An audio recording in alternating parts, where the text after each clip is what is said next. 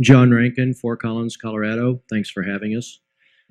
In the book, Warren Buffett Way, the author describes the capital growth model that you've used to evaluate intrinsic value in common stock purchases.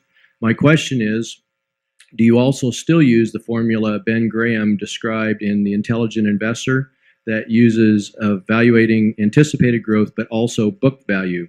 It seems to me that fair value is always a bit higher when using Mr. Graham's formula than the stream of cash discounted back to present value that is in Warren Buffett Way and also that you've alluded to in annual reports.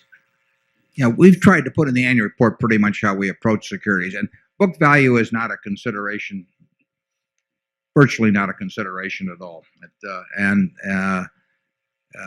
The best businesses, by definition, are going to be businesses that earn very high returns on capital employed over time. So by nature, if we want to own good businesses, we're going to own things that have relatively little capital employed compared to our purchase price.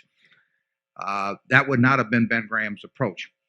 But Ben was not working with very large sums of money, and he would not have argued with this approach. He just would have said his was easier. And it is easier, perhaps, when you're working with small amounts of money. My friend Walter Schloss has hewed much more toward the kind of securities that Ben would have selected, but he's worked with smaller amounts of money. He has an absolutely sensational record, and it's not surprising to me at all. I mean, when Walter left Graham, though, I would have expected him to do well, but I don't look at the primary message from our standpoint of Graham really as being in anything to do with formulas. In other words, there's three important aspects to it. One is your attitude toward the stock market. That's covered in Chapter 8 of The Intelligent Investor. I mean, if you've got that attitude toward the market, you start ahead of 99% of all people who are operating in the market, so you have an enormous advantage. Second principle is the margin of safety, which again gives you an enormous edge and actually has applicability far beyond just the investment world. And then the third is just looking at stocks as businesses, which gives you an entirely different view than most people that are in the market. And with those three sort of philosophical benchmarks, the exact evaluation technique you use is not really that important, because you're not going to go way off the track, whether you use Walter's approach or Walter Schloss's or mine or whatever. Phil Carre has a slightly different approach, but it's got those three cornerstones to it, I will guarantee, and believe me, he's done very well. Charlie?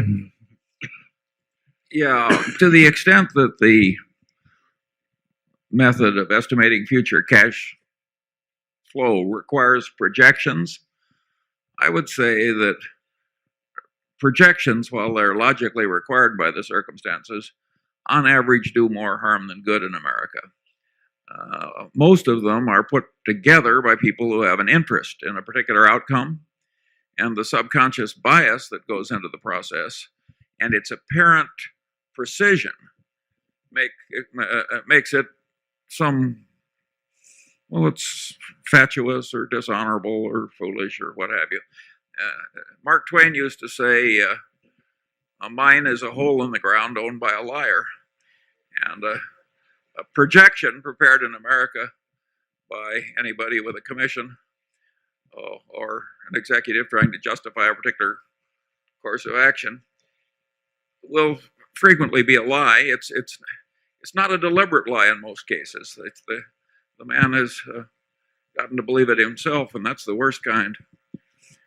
So I don't think projections are to be handled with great care, particularly when somebody has an interest in misleading you.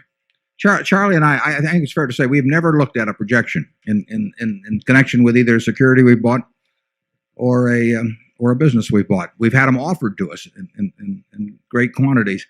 Now the fact that we voluntarily turned them away when people tried to thrust them upon us. I mean, the very fact that they are prepared so meticulously by the people who are selling the businesses or by the executives who are presenting to their boards and all of that sort of thing.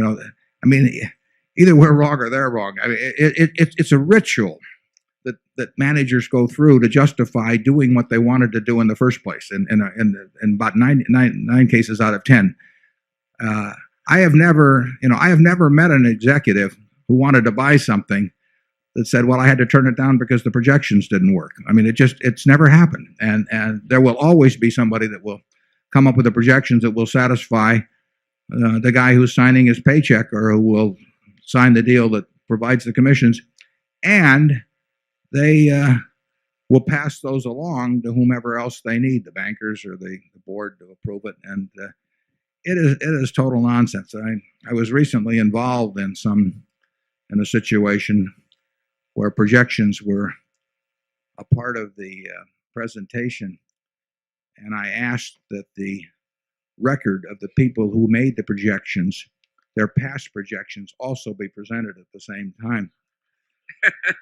It was a very rude act, and It was regarded as apostasy. but believe me, it proved the point. I mean, it was a joke. I mean, so we'll leave it at that.